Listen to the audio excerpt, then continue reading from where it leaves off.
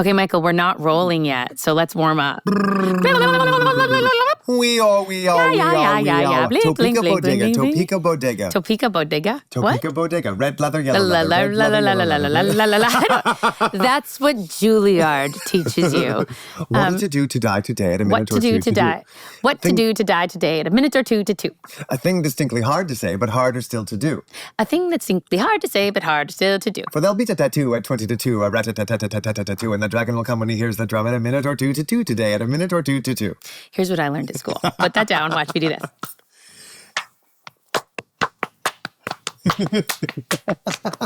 Okay, everybody, guess what? We're back. It's episode 3. And we're still ugly. I'm Becki Newton. I'm Michael Urie. And this is Still Ugly. And today we're going to be talking about episode 3 of Ugly Betty, Queens for a Day. Originally aired on October 12th. 2006. Oh my gosh, it's so weird to say 18 years ago? I can't do the math. 18 years ago. Are you? I'm great. How are you? I'm really good. I heard you warming up in the bathroom just to be able to speak. Yes. That's so you warm up to be able to talk? I always sound like my voice is broken, but that's because I'm always chasing around my children. I have 10 of them. No, I only have 4. I have 4 kids since Ugly Betty. As of the beginning of this podcast. By the end, who knows? It might be 5. I don't know. It could be 5.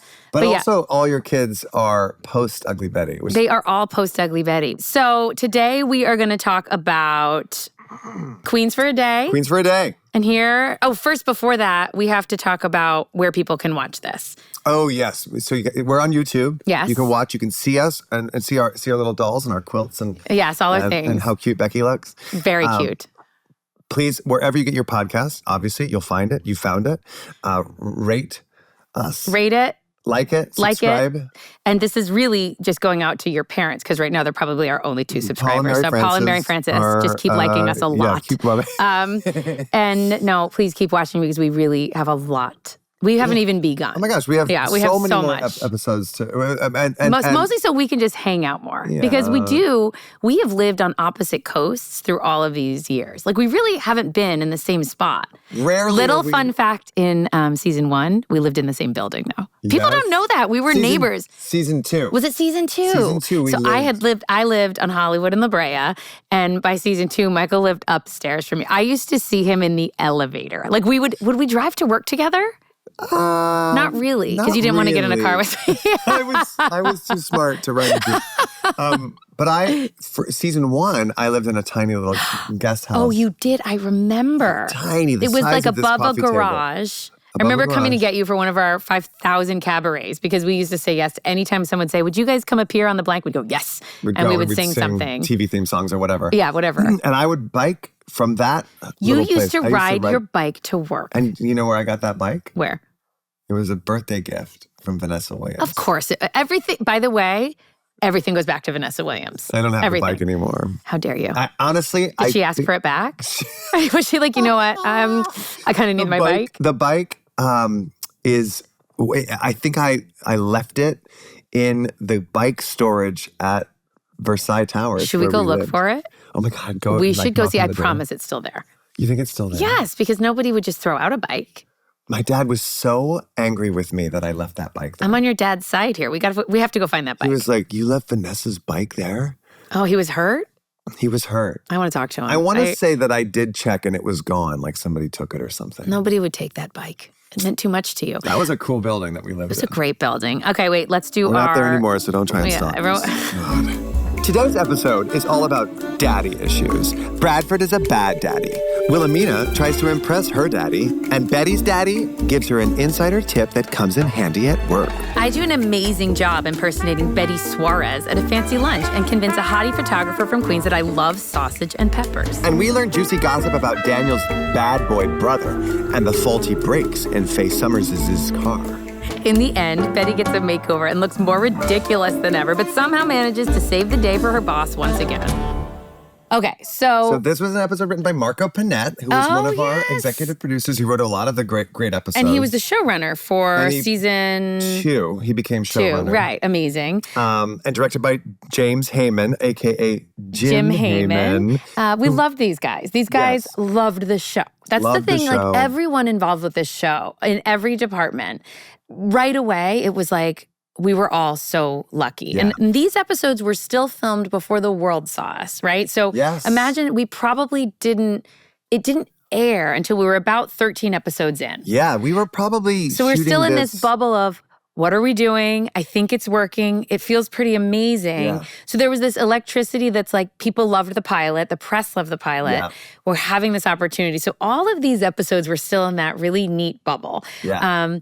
And this particular episode, I think, was great. I always think a second episode, when you watch it, sort of recaps what happens in the pilot. This third episode really brought to the forefront this idea of Betty and her looks. And right in the beginning, she goes to the club. She's turned away because of how she looks. And Amanda walks right through, doesn't even look at her. And I think... And we shot this episode first. Right. So we shot the pilot in like March, and then we came back in July probably, and we started with this episode. And I wonder why. Why we did it in this Who knows? order. And it's funny because in the moment that always feels so significant, but to an audience, they're like, it doesn't matter. But Jim, our director, and Marco, they were very important. They were big executive producers too. And Jim directed many episodes. Yeah, he was like a producing director. So that's probably part of the reason they wanted to start us off with our regulars. Yeah. Our regular writer, regular director. And, but yeah, so I remember, do you remember that location? Vaguely. I remember this. Vague. So you remember everything. Your memory is much better than mine. But these memories are so vivid to me because I was doing when the show got picked up, I was doing a Shakespeare rep in San Diego. You remember that? He used to leave set. And by the way, what was your call time in San Diego? I would have to be there for the show at 8. You would drive from LA to San Diego and get to your show at night and come back and shoot all day. Yeah, I would sometimes, and it was a repertory, so we were doing 3 plays in rep. How is it, and you've always been this way, that you seem to have an unending well of energy? Because you're always on a show, doing 15 podcasts during the day. I'm exhausted right now. I'm going to go to sleep on this couch in 5 minutes. But you do seem to creatively have this unending well. If you asked me to drive to San Diego ever from LA, I'd be like, no, I don't think I can. But you will not only will I shoot all day on this amazing show that takes up so much great energy, but I'm going to then get in my car, fingers crossed I'm going to get there in time. How do you do that? Why do you do that? It was the most exciting time I had ever experienced. I was doing 3 Shakespeare plays in rep and a network television show in 2 different cities. Did anyone ever say, hey, Michael, are you a little worried you'll hit traffic? Oh, See, I go to the logistics of that, and it makes me so, I leave 5 hours early to get anywhere up the street. There was a day. What if you didn't make it? Did you have an understudy? I had an understudy, but you hated understudies going on for you. You're like, I want to be out there. I hate it when that happens. But I did have to miss. But every time it was possible that I might make it, I would go. And also, just to speak of this community we were in, I always felt like people really wanted to help you get there. The directors right away, and this is, I think, because you're who you are, you bring so much to the table that people want to reciprocate that. And so it was yes, after this amazing day, let's get Michael out so he can go do Shakespeare in San Diego. There was a day when... I remember this. I was like, how are you doing this? It might even have been this. It was around this time because I remember that's how I was getting to know you. Yeah. I just couldn't fathom. How do you do that? It was the first 3 episodes I was doing double duty for. I've never seen you complain. I've never seen you tired. We do the funny tired where we pretend to fall asleep. Yeah. But this is where I think so many people gravitate towards you because you are this sort of endless well of optimism and seemingly never need to sleep. Well, I'm a napper. I nap a lot. You do? Oh yeah. I'm napping right now. I can nap anywhere and fall asleep like that, and 20 minutes and I'm totally. Do you remember how we used to fly together and often you would nap, but you remember waking me up on the plane once because you didn't have a friend to hang out with? Becki, that was a 12-hour flight. We and had you a 12 slept for 11 and a half hours. All I know is I was asleep. We were flying back from Monte Carlo. Because we got to do fancy things because we were on this TV show, another amazing part of it.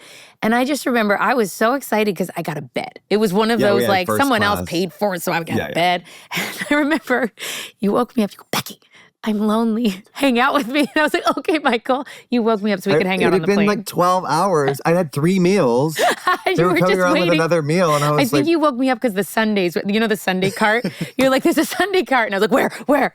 Anyway. I resisted for 12 hours. That was very like. All I wanted to do was hang out. I was so excited we were flying together and we were going to hang out. But we had just been together for 5 days straight. You were done with me. No, I'm never done with you. We had remember we flew in a helicopter? Yes, with my mom. And we thought it was really funny to scream, get to the chopper. We thought that was so funny. And everywhere we went, we'd scream, get to the chopper! What was also funny was we were in Monte Carlo doing this TV festival, and they were like, we can either send you on a shuttle or you can take a helicopter to the airport. Helicopter. Like, we'll take the helicopter. And they're like, okay, but we're going to send your luggage in the shuttle. And the luggage got there first. We took a helicopter, it was slower. We did. It took a really long time. Anyway, that was fun. That was so fun. That was between season 2 and 3? Or 1 and 2, 2 or 3. 2 and 3. 2 and 3. 2 and 3. I think so, yeah. It was my first time out of the country.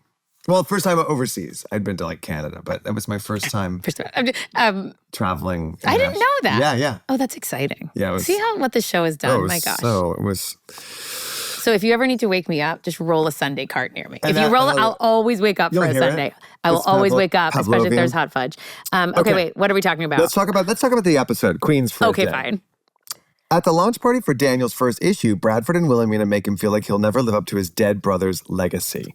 And Betty gets turned away, like you mentioned, and then she goes home and vents to him. That was such a sweet moment when she goes home. Yeah.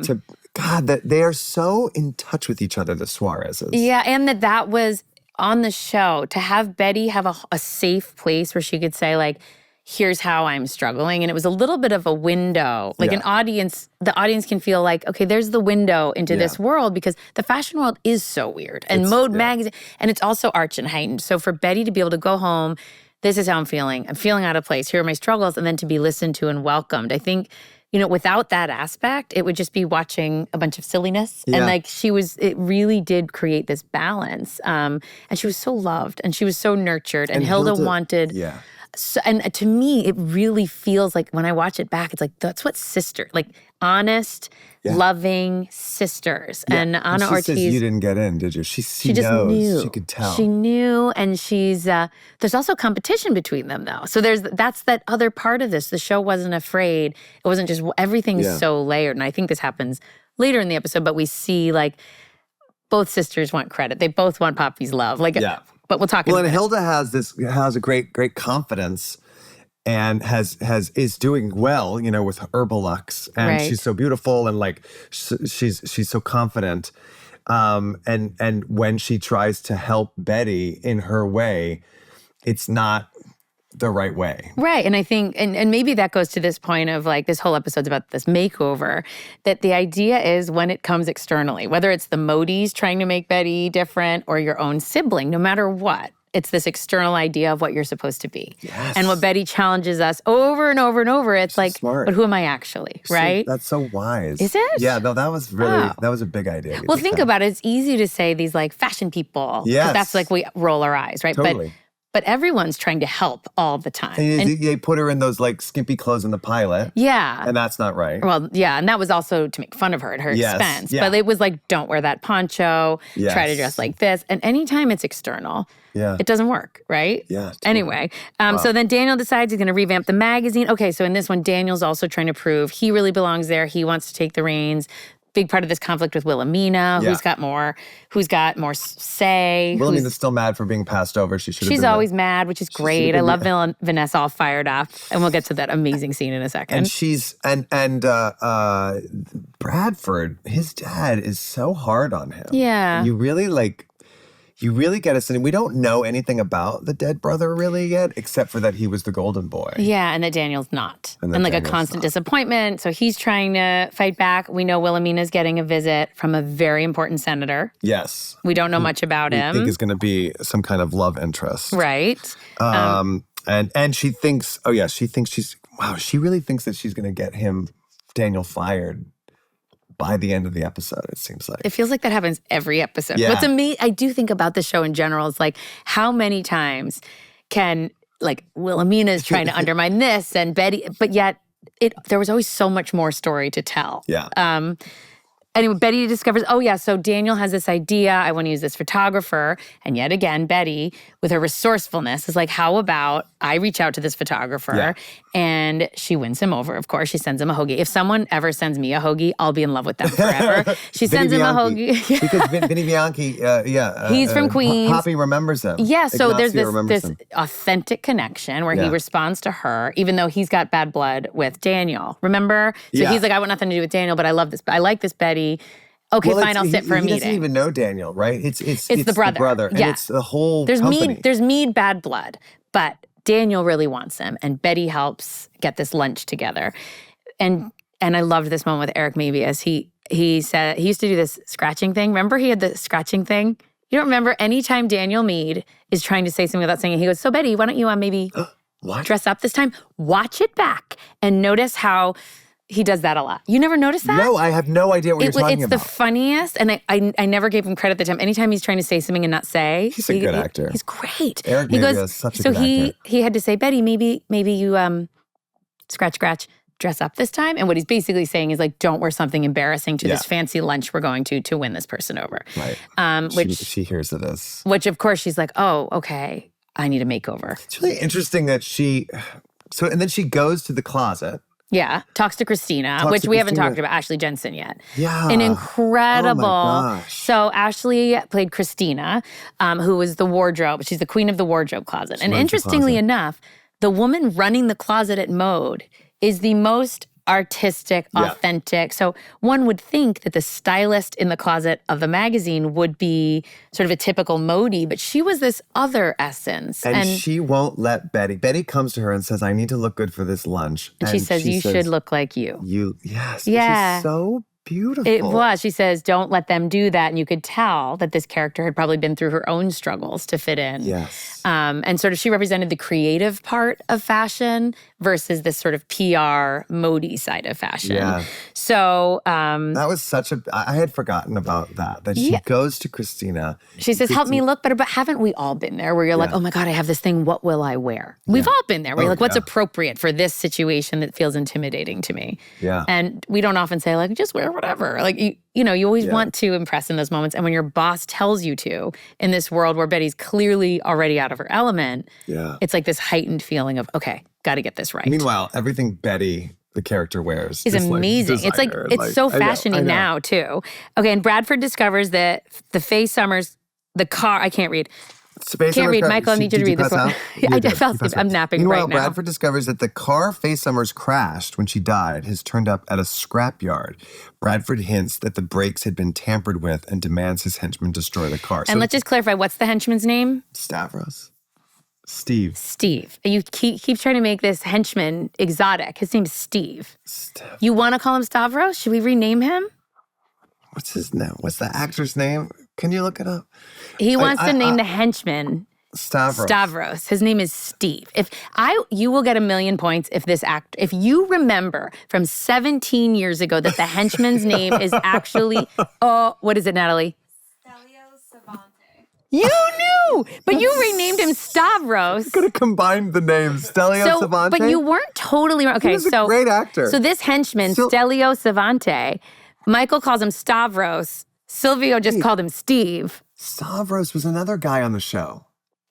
We're going to spend 88 episodes trying to figure out who Stavros is. We're going to get to Stavros. I feel like Stavros was a designer. Wasn't that the rubber dress?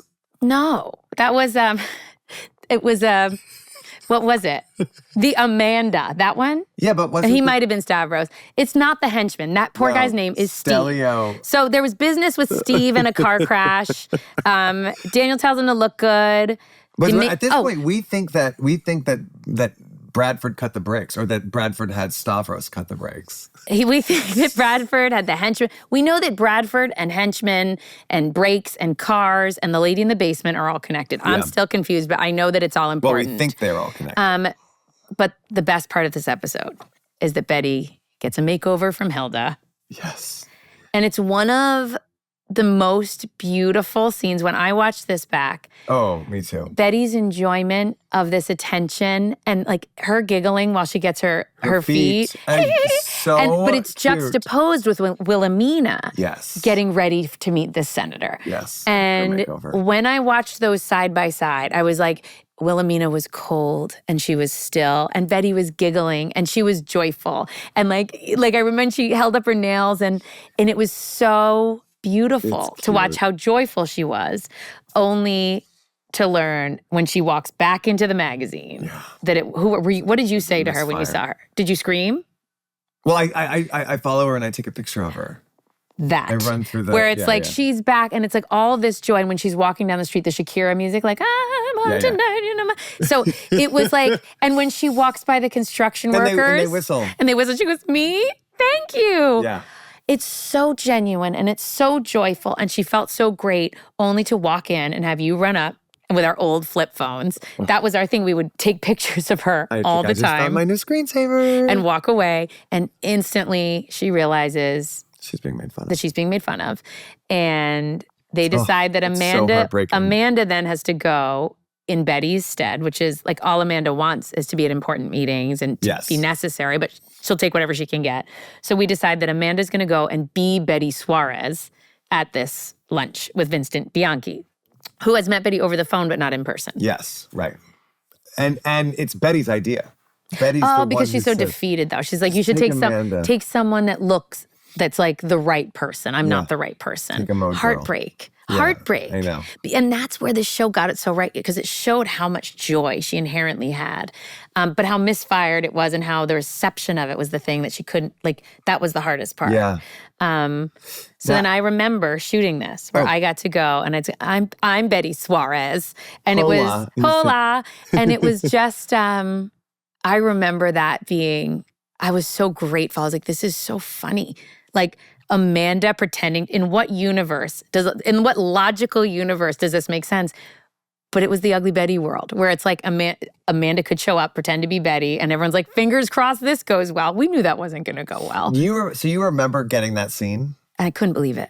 Like, think about it. What a gift as an actor. Because for me, at that point, I was just glad to be at Mode. I'd get these one-liners where I was sort of walking by, insulting some, and Invisaligns. Like, I was always in this sort of one-liner mean girl. But to go and pose as Betty Suarez, it was the beginning of this sort of like so many layers of what I got to do. And then it was like, so then you have to think, okay, how Betty do I have to be? How Amanda's already so over the top. What does Amanda acting like Betty look like? And then it was like, all she had to say was hola. In her mind, that's a brilliant impression. Yes. So it was just no carbs. No carbs. And like, oh, never mind, I'll have one. Like, it was just great. What a gift as an actress to be able to do things like that. And also it was such a serious, I remember that was the first time everyone around me was really serious. I was with Eric. So I was with Daniel Meade, Bradford Meade. Yeah, and, whisper guys. And everyone's mumbling and whispering, and Vincent, the photographer. And I was going, hola, with like 5 chicken cutlets in my boobs. I remember it's just like everything. It was Amanda, even in a Mode environment, but Amanda was so out of place there. Yeah. Right? How great. Like, she didn't, for all this talk of what Modies look like, Amanda didn't even fit in at Mode all the time, most of the time. That was the thing about Mode that is so smart, is that it's not a real place. No. So no one actually fits in there. Everyone has to pretend. Yes. Everyone's acting their best. Pretending. Everyone is assimilating to a made up place. Okay. I remember that scene where I chase her down and take her photo. Yes. That was probably the first time. I mean, we shot this episode first up when we were back, but I remember vividly working with Jim Heyman and like background actors and the props people and the production people to figure out that. Because I think it was one shot. It was. You ran up, ran away. Yeah, I like pop out. It starts in the tube. You always just pop up. They always had us popping up. Yes. Yeah. And I run down, I chase her, I'm on the phone, and then like I jump through a rack of clothes. No, wait, first, do you remember this part? When you're trying to go find her, there was the arc in the tube, and you went like this and smushed yourself against the side. Yes. And then smushed back, like as though this is what we do all day, is climb around the set taking pictures of Betty. We had nothing else to do. I vividly remember that was my idea to to fit into the circle. Yes, I remember. And you squished into it. Like, to get out of somebody's way. But how did you feel that confident to say, I'm just saying, we're with these people that have been doing this forever. They are on a time clock. You've got to get to San Diego. And you're like, you know what? I just have a little idea. But you never had little ideas. You brought them up in a way that you never brought an idea up in a way that made someone feel weird if they didn't. You'd say, you have this way of bringing up ideas that, you know how some people on sets, they'll bring up an idea and it's like, you can tell nobody wants to do it. And then you bring up ideas like, hey, just a thought. Yeah. And somehow everyone ends up doing it. It's a very good skill. It's a great skill. Well, you know what it is? Tell me the secret. I don't know what the secret is. But I know that to be that young. Right now it's one thing, like you have all this experience in your resume, but we didn't. And so you would, and that's sort of where I followed your lead because I go, having ideas, I've got lots of them. I don't know if I'm allowed to, but like you kind of led this way. About being young that helped. And we were eager. And a lot of times people said, hey, the two of you need to calm down. I don't know what you're doing. A lot easier to be wrong when you're young and to take a big swing. And but also your ego. What do I know? I'm young. But you have this sort of talent, but you also have this like, I'm okay if I'm wrong. Yeah. And that is beautiful, really. It's like, I think in our business, we have to walk around like we know what we're talking about. Yeah. So I remember at the time going, I don't know what I'm doing, but this is really fun. And I felt like it was okay. And because I was standing near you. It takes a lot. You were how old at this point? How old were you? 26. Baby. And with Vanessa Williams, America Ferrera, like these, and a huge production, so many cast members. People. And you're like, hey, I'm just going to squish myself against the wall. And people go, yes. Or no, or like we very quickly. I remember a lot of times I just tried things in rehearsal. Yeah, in rehearsal, that's a big one. There was a lot. I didn't ask a lot. I asked a lot. Just tried things. Something it's like you can always like beg for forgiveness. Instead of ask for permission. Yeah. There's a lot of that. Like, let me just try something, and if they don't like it, I'll apologize. But they never didn't like it. I think it's like a beautiful thing. I think like people constantly bringing creative energy and excitement. It was pervasive. But I had that idea that like the moment I saw those walls, those circular walls, you squished yourself into them. I wanted to find that moment to do that. I loved it. So you squished yourself into the wall. You took her picture. Yeah, with the flip phone. What people don't know too is those scenes often would take 4 hours to shoot. A quick little scene. Oh yeah. So visually, when you watch this show, the visuals were so important. And we had those modis, so all the extras had to walk. They also had to not laugh. I don't know how they did that. Because I would mess up everything and start laughing. But it's fun to see them again, isn't it? I do. I see a couple of them now on Lincoln Lawyer. I'm working with some of them still. Anyway, so it resolves. So clearly it all goes horribly wrong. Oh, Betty ends up showing up at the restaurant. Why did she come? Was she delivering a hoagie? No, they forgot the proposal. And you sure it wasn't her delivering a hoagie? Am I remembering it that wrong? No, the hoagie had already happened. We'd already talked about the hoagie. Screen. She was like... They forgot. So in spite of her bailing, she shows up. Vincent says, that's Betty Suarez. Yeah, there's that funny scene where she forgets she sees that they've forgotten the proposal and she grabs it. And then Mark chases her down and grabs it. And like, I'll take it. Right. And she's like, I'm from Queens and you know it. And she like stands up to him. Yeah. That was great. Yeah. And so that's why she shows up. Because she's like, screw all this. And then they won't let her in the restaurant. That happens again. Yeah, again. It's so humiliating. It is humiliating. But yet somehow we don't feel sorry for her. We love her. And that's the thing America did. She didn't make, even though people tortured this girl, she was tortured by us and not let into, we somehow never felt sorry for her. We felt sort of empowered by her. And that is such a tricky line to walk. Like, how mean can people be, right? Right. But she's like, nope. But we saw her hurt. We saw all of those things, but then she'd always find a way to go, no, I'm not going to let them win. Yeah. Oh, what about the line when she's... so far, every episode I've burst into tears. Me too. At some point. Me too. When she was talking to Hilda about who's the favorite. Yeah. I think it was in that scene, and she said that she was at home on prom night with mom and dad. That was. And also, though, important to recognize that moment where Hilda overhears. So Poppy is talking to Betty, making her feel better. What does he say? You're always my most special. He's something to her like, you are so special. You're beautiful. And Hilda overhears. And I think, yet again, there's this complex world of siblings where they love each other and it's so great and it's so nurturing, but they also want to be recognized by their parents, want to be the most special, the most everything. So Hilda, for all of her, I'm going to help you, she also wants to be special and important. So somehow each character goes through a similar journey of like wanting to fit, wanting to be loved, wanting connection. Yeah. And it's amazing how all of it connects thematically so well. And there's so much about dads in this. And you know, like Justin, the character Mark Indelicato plays, who's still a little teeny little baby. But he was like 8 then. Now he's a grown-up. But this is an episode about dads, and we don't yet know his dad in the show. Oh, right. But you see, it's so beautiful. And society is so weird that here we are in 2024 talking about this show, 2025, talking about this show from 2006. And there are things that we were doing on this show in 2006 that are more progressive than what the world feels like now. That's a crazy idea. Yeah. But watching this beautiful family, the Suarez family, this grandpa, aunt, and mom raise this little boy, this little 11-year-old boy who loves fashion and musicals and whose dad is absent. Yeah. It is so beautiful. Yeah. And it's you go from this house where everyone loves each other and takes care of each other and nurtures each other. Accepts each other, Accepts each other. And then you see Bradford Mead being horrible to Daniel. And you see the senator not doing the okay, wait, so let's go back to that scene where when the senator does show up, now that you're mentioning the senator. Yes, and you realize it's daddy. It's Wilhelmina's daddy. Wilhelmina's daddy is a senator. And he finds out that she has not taken over the magazine. Just a creative director. And what happens? Well, then they go to dinner, but later when she finds out that Daniel ends up getting yet Bianchi, again, yes. And that email goes out. She has had Mark put out all of her trophies and awards and plaques and honors. And she goes in there and destroys them. And I remember this.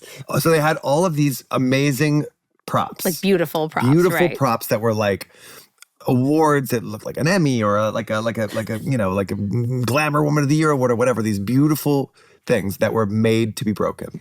Wow. So that Vanessa could go through and smash them. Were you there that day when they filmed that scene? Oh, yes. I'm in the scene. I'm there. You see me. Wait, were you through the thing? Could you watch? And then I go in and I pull out the calla lilies. Oh my God. Calla lilies, whatever those flowers. So you got to witness flowers. Vanessa Williams going crazy. Well, this is the funniest part, is that I've got my back to her at the desk and you see her through the glass. Yeah, I remember and that. It starts smashing. And then I close my ears and I squint. And then I get up and I go in and I avert my eyes and get the flower. So I never actually looked at her.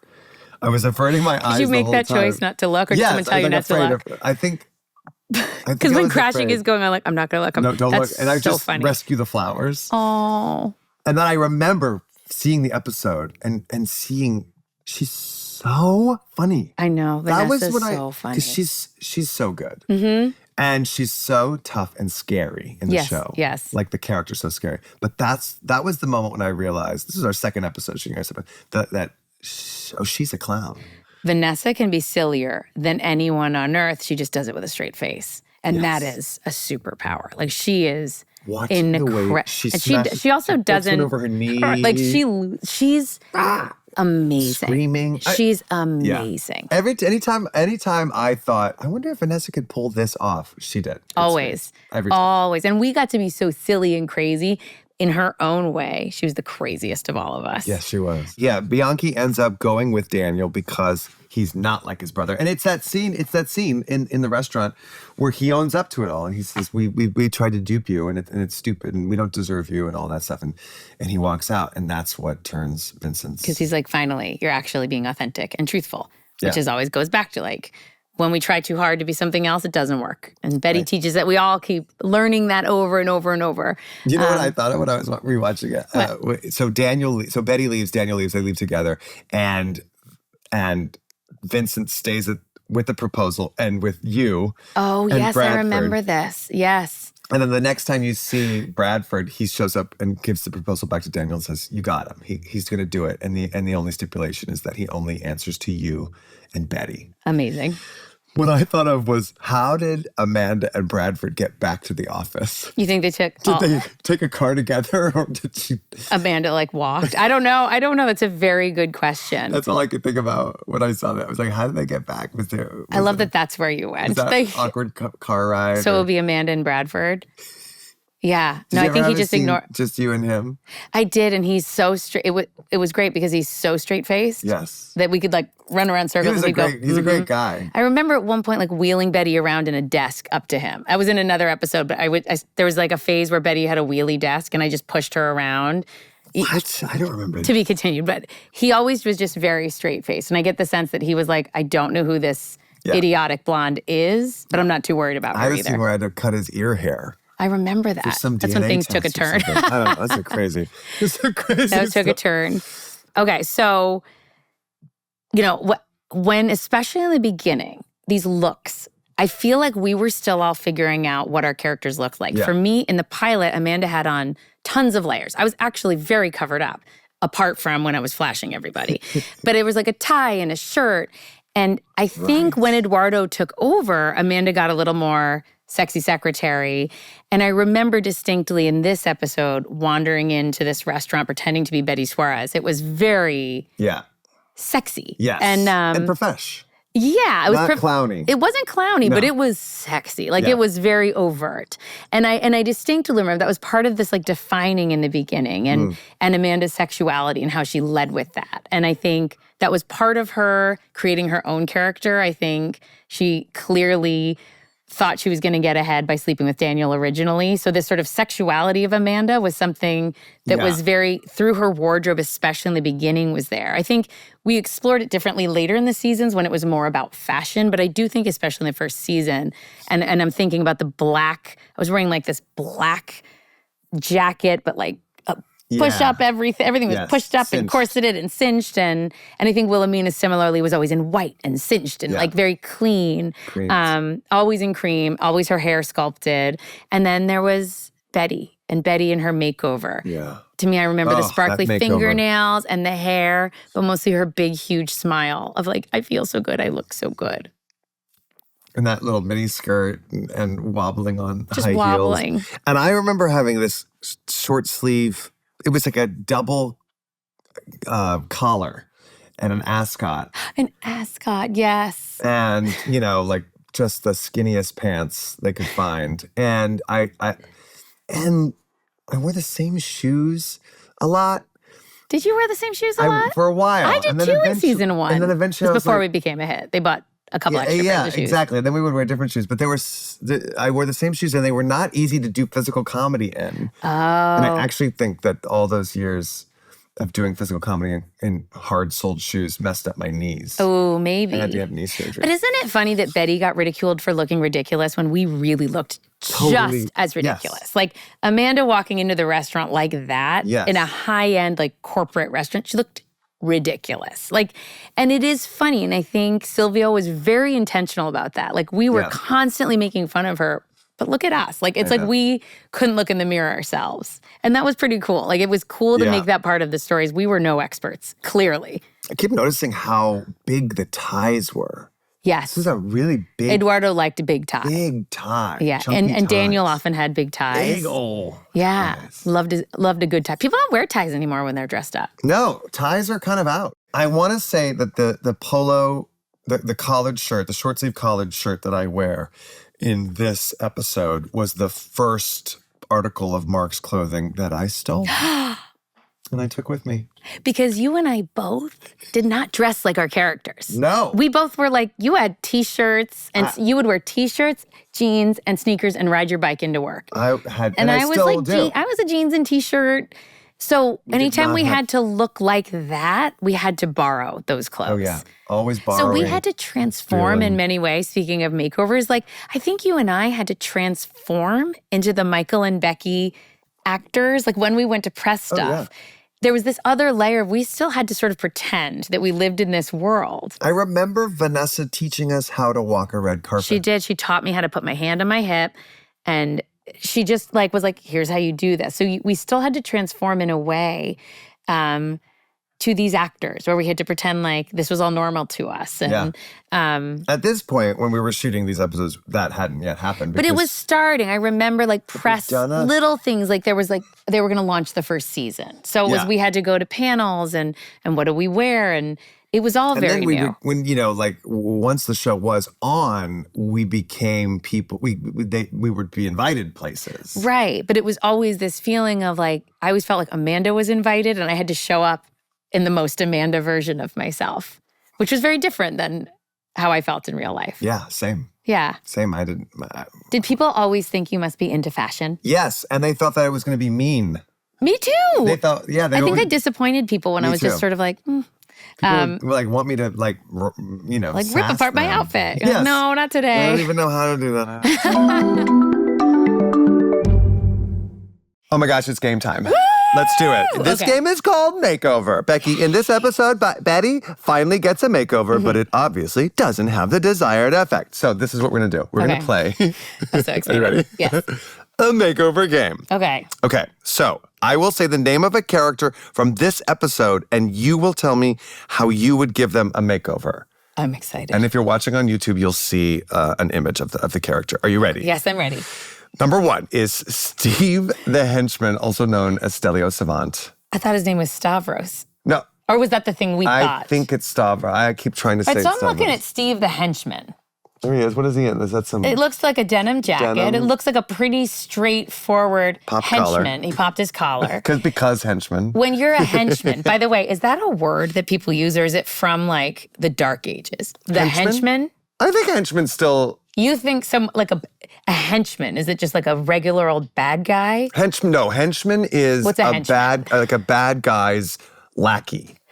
So a henchman does it's like the work. Runner for the bad That's guy. right. So like there's a villain. That changes how I feel about his outfit. Let me just see. Oh, okay. So henchman does the dirty work. Okay, so here's what's good about Steve the henchman as I'm looking at him up here. Though? What is that word? What is that hench?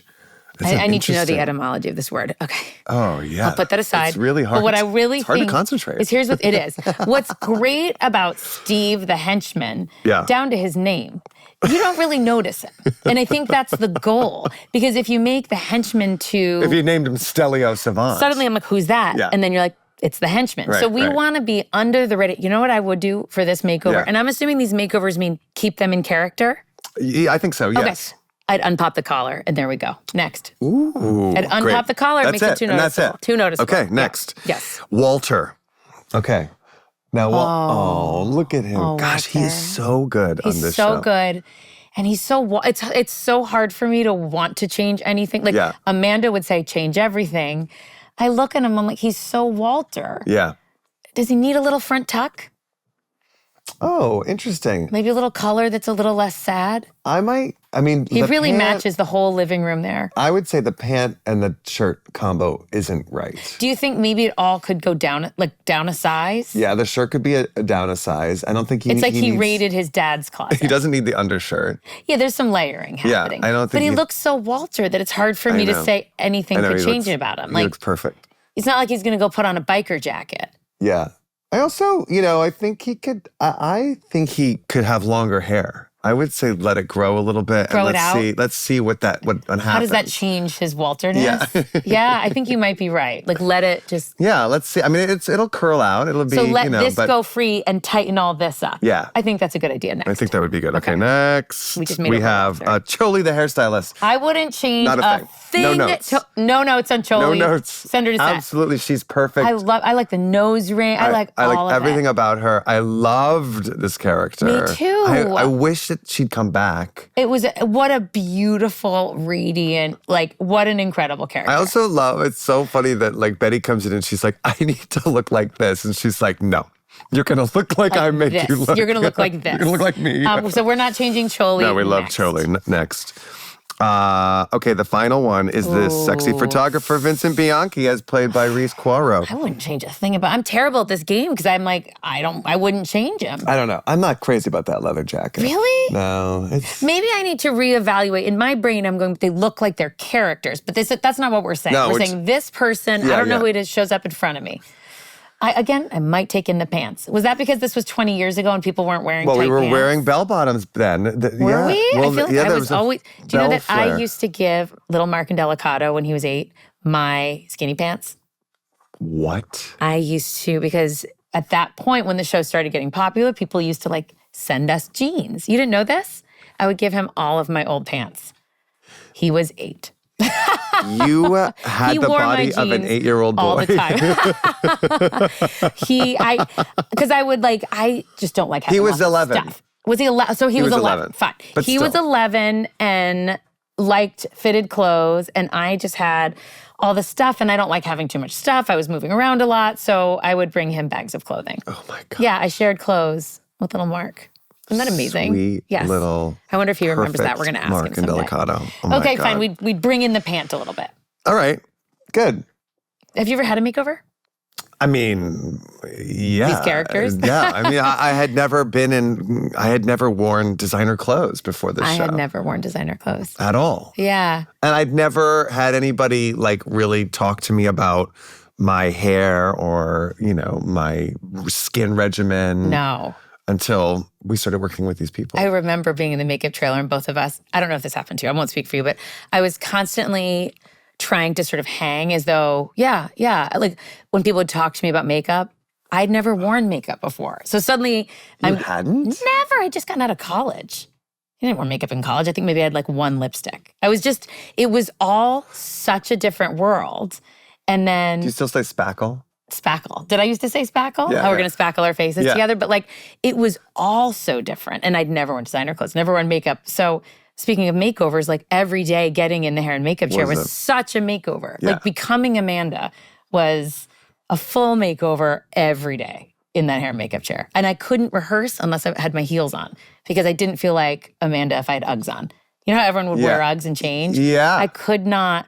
Imagine walking down the tube in Uggs. It doesn't look the same. It doesn't feel the same. Right. So I found I could not rehearse. Remember Vanessa used to rehearse in wedges. She had that cool Vanessa cork can do wedge. it. I mean, yes, because she wanted to keep the height for rehearsal purpose. For me, it was just, I was always a little bit nervous, especially in the beginning, that people were going to figure out that I was horribly miscast, right? So not really, but I remember looking back being like, I needed all of that help to own this part. So even down to rehearsal, I never wanted to rehearse in anything other than the most Amanda I could be. Right. All the time. I was super aware of it all the time. But you, it's so funny because there's no Amanda without Becki, and there's no, Right. But I know what you mean. When we started the show, you were like a granola kid. Yes. You were Still am. Grew up in a pond. Yeah, in the pond. But so yeah, it was that feeling, and only as episodes went on, and I think the validation of some of the success was that bringing that insecurity into Amanda. Yeah. And thinking that Amanda goes through that too. Every day Amanda's got to keep my appearances up. I have to make sure people believe me, that I'm beautiful. I tried to sort of marry my disconnect from Amanda to Amanda's disconnect. Yeah. And we learned as the episodes went on, how insecure she was at times and her weight that fluctuated. An acting lesson that takes people decades. Yeah, to learn. To not be afraid to use what's going on with you. Yes, and even material. pitching the voice. I would always try to pitch my voice. Now my voice has dropped 10 octaves in the year since then. But Sure. I remember I would always try to talk as Amanda, and I realized Amanda also practiced her voice, how to sound a certain way. So all of the part of how hard I was working to channel this character, I somehow ended up in there too, and it made it fun. And messy and sad sometimes. Long-winded way of saying You got I had a lot of makeover. makeovers. Yeah. Okay, so now it is time for what's always been one of my favorite things. Oh, this is so great. Fan questions. Fan questions. We used to do this on the original podcast. All the time. And now, actually, we made that up. People just started writing in, and instead of talking about our episodes, we would just talk to the fans all the time.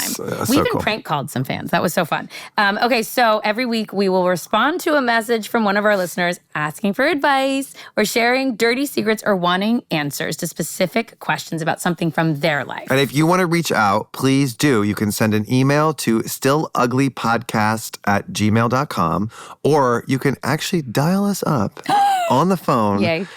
347-480-1821. And please, please do this. We love this. The more absurd the questions, the better, right? Operators are standing by. Yes. And today we have someone asking for advice. This is a question from Ben in Salt Lake City, Utah. And Ben wants advice about his sister, Allison. All right. So I live in Salt Lake City, right? But I've started dating someone who actually lives in Los Angeles.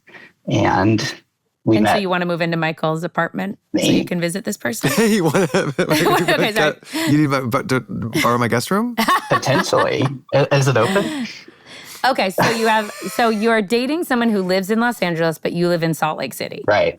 And we've only been dating like maybe a few months. We met on an app, and so it's still pretty new. And so you met on this app while he was in Salt Lake? Correct. Gotcha. Okay. One of those proximity apps I've heard so much about. Potentially. Okay. Very good. Okay. So he comes in for work from time to time, but you have not visited him in Los Angeles. Not yet, yes. So I'm going to go out to LA, but I don't want to tell my sister who lives in LA, right, that I'm going to be out there. But should I feel, and part of this is because like this is still a new relationship and I'm not ready to like introduce yet. Oh. Yeah. But like, should I feel? So you want to keep it a secret because you want this just to be about this person. Exactly. And you don't necessarily want it to be a family visit. Yeah. But should I feel bad for not like telling my sister about it? My immediate thought isn't that you should feel bad for not telling her, but people figure everything out, right? She's going to somehow find out. Like, someone's going to post something. Yeah. So I more worry about the fallout if she finds out you were in LA without sharing it with her. Then it's like, why'd you keep it a secret? Right. Yeah, then you seem like you're trying to pull one over on her. And this is tricky though. Like, if you don't have a lot of time, is she gonna be hurt that you're not staying with her and you're staying in my place? I mean, is she gonna be upset that you're staying with Michael Urie? Yeah. Probably not, honestly. Here's what it sounds like. It sounds like your sister loves you and wants to see you. And it sounds like you're not sure what's going on with this potential new relationship and you don't want to combine those worlds, right? Right. Yeah. So, but I also don't want you to feel guilty. Like, there's nothing worse than going somewhere and then feeling guilty that someone's going to find out. Yeah, right? because I know the solution. What? Meet the friend somewhere else. Meet this new potential love interest in Vegas. Can you go to a location that is not Los Angeles, therefore avoiding this problem altogether? Well, you've been avoiding it in Salt Lake City. Right. True. Like Glendale, maybe? Go to Glendale. Yeah. Glendale? Yes. That's what I would say. I would say we could like delete the conflict of geography. That's a good idea, so that you could explore this further. Yeah. I don't think you should lie to your sister. Okay. I agree. It doesn't feel good. Michael and I we're talking about that. Like, the lying doesn't, the whole time you'll feel bad like you're going to run into her on the street. Exactly. And I feel like the karma is going to like... You would bump right into her. Like, I was going to call you. I'm so sorry. I think you're going to, if you come to this city and not see the sister. Yeah, it's going to be a thing on your soul, even if she never finds out. Yeah, yes, because eventually she is going to find out that you're. Let's say that this relationship continues, and you eventually, it does get serious enough for you to introduce him to your sister. She's going to say, "How long have you been dating a guy that lives in Los Angeles?" And then somehow it's going to come out that you were here. Now, Michael, go to Vegas. Go see Barry Manilow. Here's a question for you: what is adjacent enough where you can get away with being guilt-free? An hour? 5 hours? A plane ride? Like, what would you consider far enough where it's okay you didn't call somebody? More than 1 hour. Okay, so... Yeah, because like the Glendale, LA thing is silly. Right. That's a neighborhood. Yeah, exactly. So it has to be legit, like not LA. It could be Palm Springs. It could be Vegas. Yeah. Ojai. You really are pushing Vegas. Listen, do you like Vegas? I get a cut out of Vegas anytime I send somebody. No, you love Vegas because of Vegas Barry Manilow. Well, I love Barry Manilow. He's always in Vegas, and you're always going to see Barry Manilow. Barry Manilow has a lifetime residency at the Hilton. What? At the Westgate Hotel, formerly known as the Hilton. Understood. What else do you want to know about Manilow? Ben, do you feel better, or have we confused you more? No, I think I feel better. I think you have. I think that's a really good option. Do you like Vegas? I like that. I don't like Vegas. Do you gamble, Ben? Okay, what about Palm Springs? Do you ski in Utah? I do. Really? Oh yeah, in Park City? Do you go to Park City? No, I go everywhere except Park City, actually. Got it. Don't go to Park City. Got it, Ben. Have you ever been skiing? I've never been skiing. You don't want to see me on skis. I can't even figure skates. I can't keep them upright. I am not like a winter sport person. I'm really good like at soccer. I can juggle. Have I shown you that trick? I can juggle a soccer ball. But You can juggle a I soccer played ball? soccer forever. 3 You didn't soccer know this balls? No, 1. Where'd you get 3? Did I say 3? Well, juggling is... No, juggling. You've never played soccer. Juggling is when you bounce it 1 ball on your knee. You don't. It's not. Oh, okay. Sorry. Clown school. It's soccer. But no, I don't. Do you ski? No, I can't see you in a snowsuit. No, I've never been skiing. I've never in my life been downhill skiing. Oh. I've cross-country skied, but does that really count? I don't know. I'm not sure. Yeah, that's walking. That's the same as walking, Ben. Don't you tell me that anyone from Utah thinks cross-country skiing is the same as downhill skiing. I mean, they're different, but they're both sports. I'm afraid of skiing. I'm afraid. I am too. I mean, people die going skiing. I want to go skiing with Sonny you. Bono? How much fun we would look so funny stuffing ourselves in. We would go 5 feet. It'd be fun though. Yeah, we're gonna go skiing sometime. Ben, we're gonna call you when we get to Utah. We need a lesson. Take you to Park City. We did when we did Neil Diamond and Barbra Streisand at that cabaret. We dressed up like Neil Diamond and Barbra Streisand and sang "You Don't Bring Me Flowers." I do. And then the next year we were gonna do Sonny and Cher. What happened there? They just didn't call us back. I think they didn't call us. I was we're gonna like, be we had the best idea that we're not doing that. And I was gonna be concert. Cher, and you're gonna be Sonny because you're little. Oh yes, I remember. Didn't pan out for us, Anyway. Ben. Ben, good luck with this. I feel like it's gonna go well. Thanks for calling, Yeah, Ben. thank you so much. Good luck. Bye. Bye. Follow up with us. Yeah. I want to hear how it goes. I do too. Well, that was fun. I love people asking for advice. It's so great. I just think it's like because it's so live and it's so unpredictable, and also it's really fun when people ask for advice. They often already know the answer they want. Totally.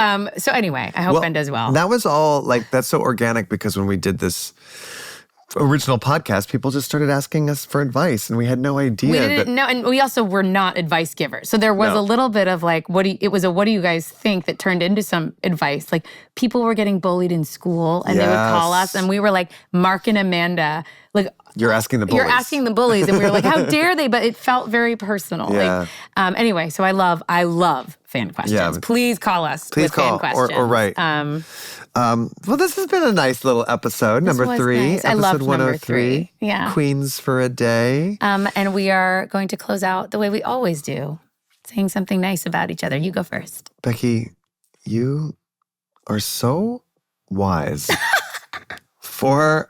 listen, I don't want to get into stereotypes, but for a beautiful woman who looks... This is what Amanda would say. 23 years old, even though she's 68. And has had 4 kids.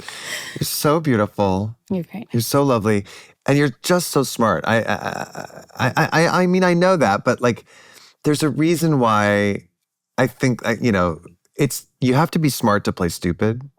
And Amanda's not the brightest bulb on the tree. What do you mean? And and I think that you're such a smart person, smart actor. That's how it works. That's why this stuff works. And it's been so fun rewatching this show. I love it so much. And thank you. You're so smart. Thank you. Well, for you, let's think. Remember the one episode where we improv, we're confessing our love for each other? Yeah. And you said, I love you, Amanda. And I said, I love you, chocolate. and I confessed my love for the chocolate bar. So I was about to say, I love you, chocolate. But I didn't know if you knew what I meant. I will say about you, and you know that I think you're the most talented person in the entire world. If I were half as talented as you, I would brag about it. Or I wouldn't be as humble as you. You are the most talented person I know, but more than that, the kindest person I know. Well, and that's 2 compliments. It's 2. You wield your talent in a way that is very impressive to me. Oh. And I love you very Thank you. much. I love you too. Until next time. We'll see you next time. Join us. Please. We'll be back soon. Still ugly. Goodbye. We'll be uglier. Bye. Still Ugly is filmed at Rabbit Grin Studios. Produced by Rabbit Grin Productions. Music by the one and only Jeff Beal. Executive produced by Rob Hollis, Jeff Porter, Natalie Hollis. Creative producer Jesse Thurston. Video edit and mix master by Chris Faller.